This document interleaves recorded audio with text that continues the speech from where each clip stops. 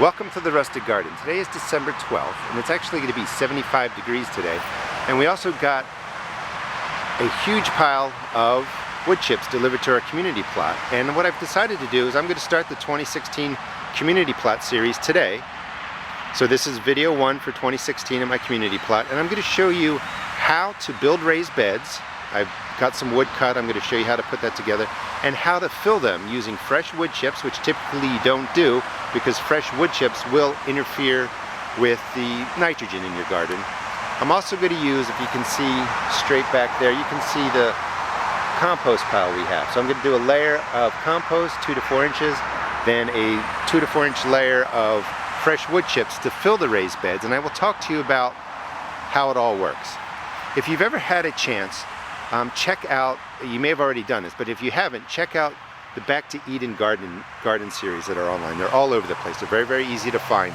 Sometimes when you hear about Back to Eden gardening, it just sounds like you throw a big pile of wood chips on the ground and put plants in there and everything goes fine. That's not what it's really about. What he talks about is using nature. He uses wood chips, compost, and manure and creates great planting beds that take care of his plants.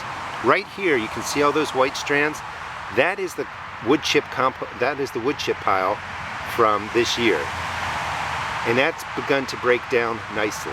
You could actually grow things in that because nature has come along, it started breaking down the wood chips, and this pile right here isn't going to interfere with your plant getting nitrogen. It's already started to break down. The wood chips over here will, but again, today is December 12th, so they're going to sit in my raised bed for 4 months and begin to break down. Let me get over to my plot and show you what I'm talking about.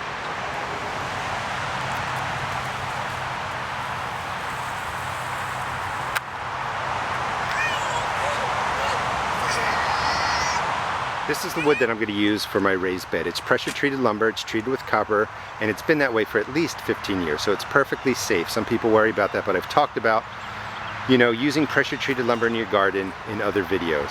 The easiest way to build your framed beds or your raised beds is to really purchase the wood at, you know, your local lumber store. Ask them to cut it into 4-foot sections for you. So I purchased a 2 by 10 by 8, 2 pieces. They're $10 each. So those 4 pieces right there cost me $20.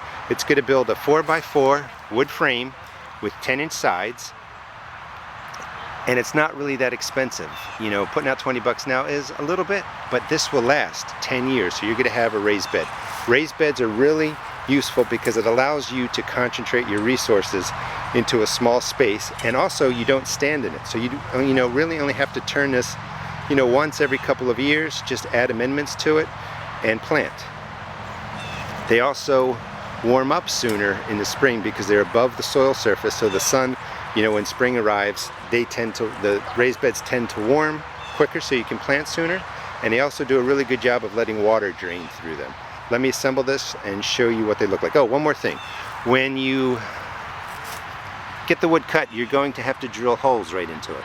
So anywhere from 2 to 4 holes depending on the width of the boards, and you want to pre-drill the holes. It's just much easier. And you want to use 4-inch exterior screws to assemble your frame. And like I said, let me show you what it looks like when it's done. So here are the raised beds. The frame's finished out. They're 4 by 4, 10 inches high, and you can build your raised bed frames however you like. You can do 4 inches, 6, 8, 10 inches. 10 inches is what I picked for this part of my garden because if you've watched the other community series, the first season, I have a lot of sitting water down on this end. So the raised bed will build the soil up, really helps with drainage, helps with the plants. You can also see that there's some spacing in between so that I can walk between there and tend to them. A 4 by 4 frame, your arm's about 2 feet long, so you can really reach in from any side and tend to your plants. Because you have a raised bed, you're not going to be standing in the middle of it, you're not going to compact soil down, you're not going to make the roots compete for space because they'll have a lot of soil to grow into, a lot of loose soil to grow into, so you can actually put in more plants per square foot than you normally would. And again, it's also a way to concentrate your resources. Well, I'll talk to you about that in a second, but you can see over there the hay is going to get spread out. There's some composted manure already bagged form that I'm going to use, but you can just put all your resources right into the raised bed. It does save you money because you're only putting resources where the plants are growing. And that galvanized circle is going to come out of there. That's going to be another raised bed. But this is what it looks like, so I'm going to level this off and I'm going to get to filling. How I'm going to fill it, and this is really important that I want you to take away from this video. These are new wood chips. So if you put brand new wood chips into the bottom of your raised bed or mix it into your soil, they will compete for the nitrogen for your plants. So you have to replace it in some way. In this case, it's December 12th. These wood chips will get at least 4 months to start breaking down. And I'm going to do 2 to 4 inches of wood chips, then 2 to 4 inches of mostly compost. It's not quite broken down, but I'm going to use the community plots compost. Another 2 to 4 inches of wood chips and build all the way up. And then the composted manure that's in those bags will go on top. This will sit for 4 months and hopefully it gets into a place, into shape that I can plant into it. I may have to, put some nitrogen in here because the wood chips aren't fully broken down. But again, this is a general way to use new wood chips in your garden bed. Let me level this all off and I'll show you what they look like when they're filled. So here's one of the raised beds that I'm filling.